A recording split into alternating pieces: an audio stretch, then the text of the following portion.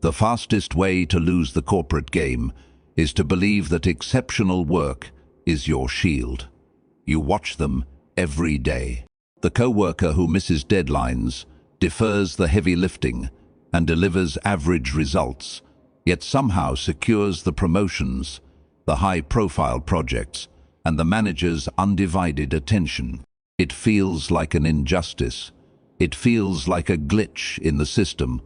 But the moment you label it as unfairness, you blind yourself to the actual mechanics of the workplace.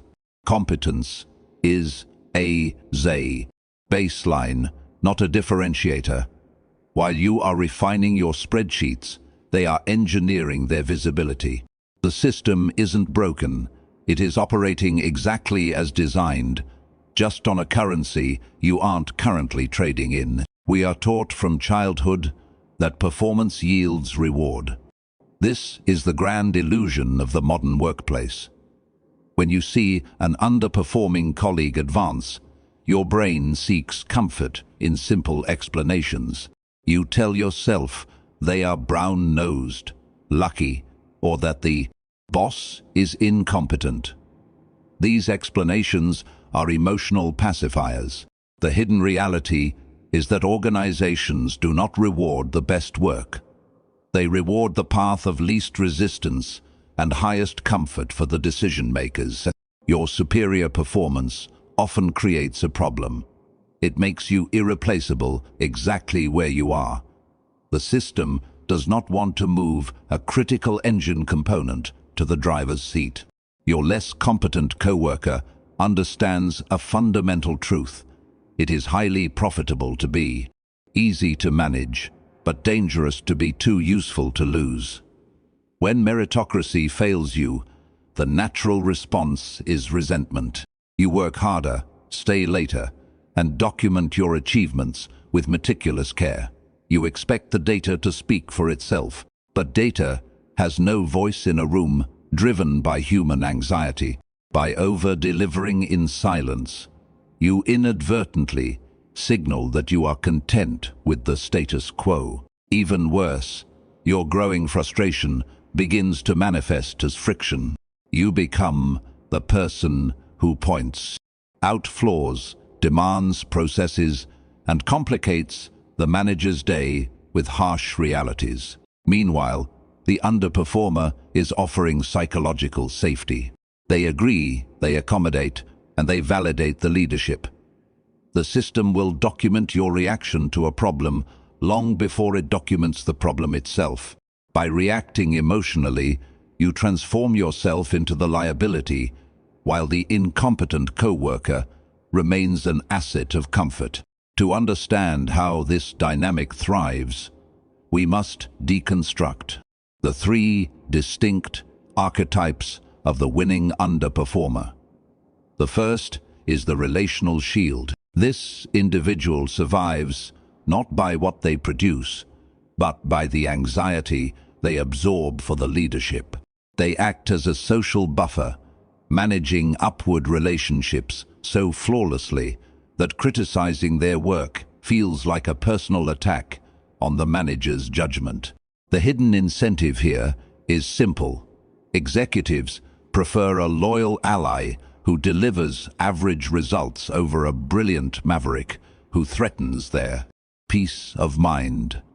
Likability provides a deficit protection that talent alone can never buy. The second archetype is the perception architect. This colleague understands that in a highly matrixed corporate structure, perception is the only reality that scales. They do not finish projects. They sponsor them. They do not solve crises. They curate the updates about them. They leverage the truth that the memory of a good presentation outlasts the memory of a flawed execution. The system rewards them because leadership rarely has the time or the technical capability to audit the ground reality.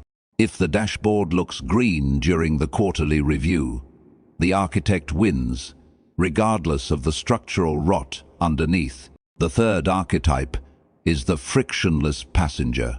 This worker has mastered the art of strategic helplessness.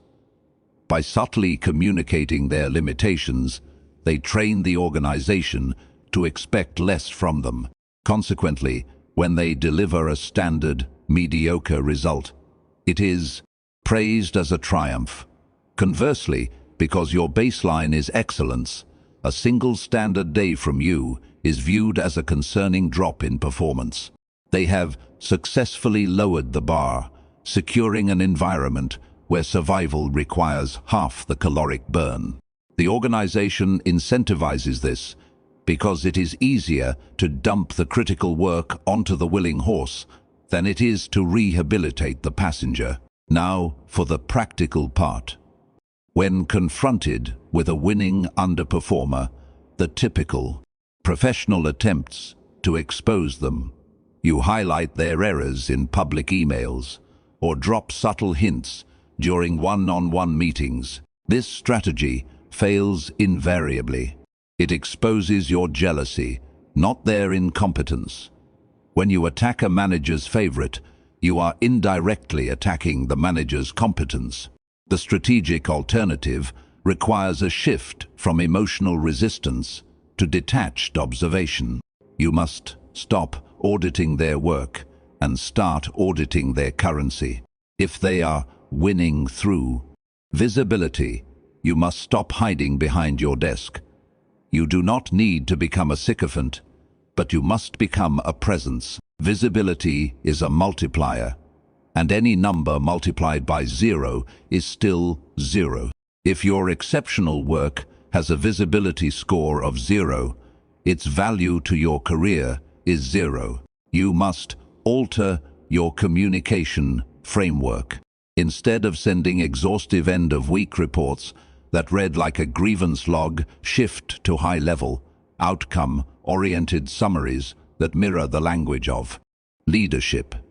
Connect your output directly to the manager's personal KPIs. Make it clear that your competence is the engine driving their success. When the leader realizes that their own advancement depends on your elevation, your promotion ceases to be a favor and becomes an institutional necessity. You must also redefine your relationship with boundaries. The willing horse is always ridden until it collapses. If you are drowning in tactical execution, while your colleague is networking at happy hours, you have mismanaged your capacity.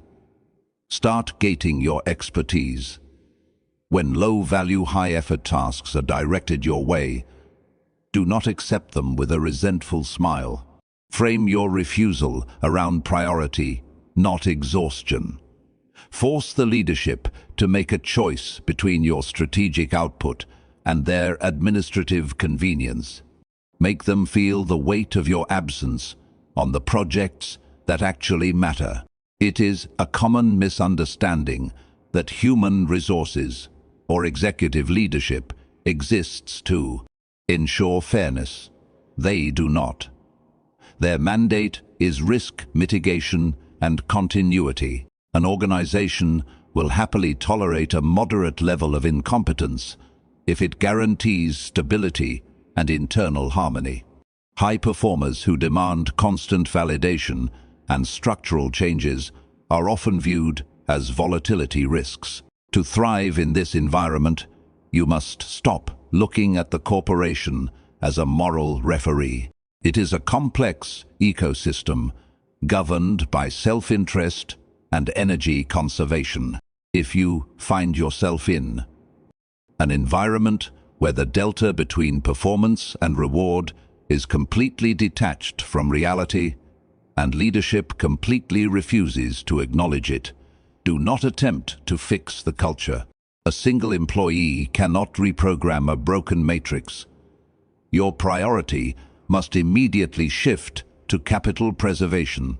Maintain a flawless exterior, reduce your emotional investment to absolute zero, and begin quietly leveraging your documented competence to secure external options. The ultimate leverage is your mobility.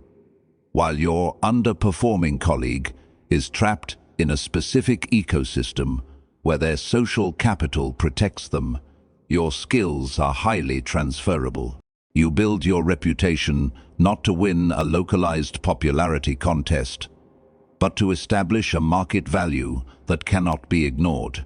Control is maintained by recognizing that the workplace is a game of chess, not a merit badge convention. Play the board in front of you, not the one you wish existed.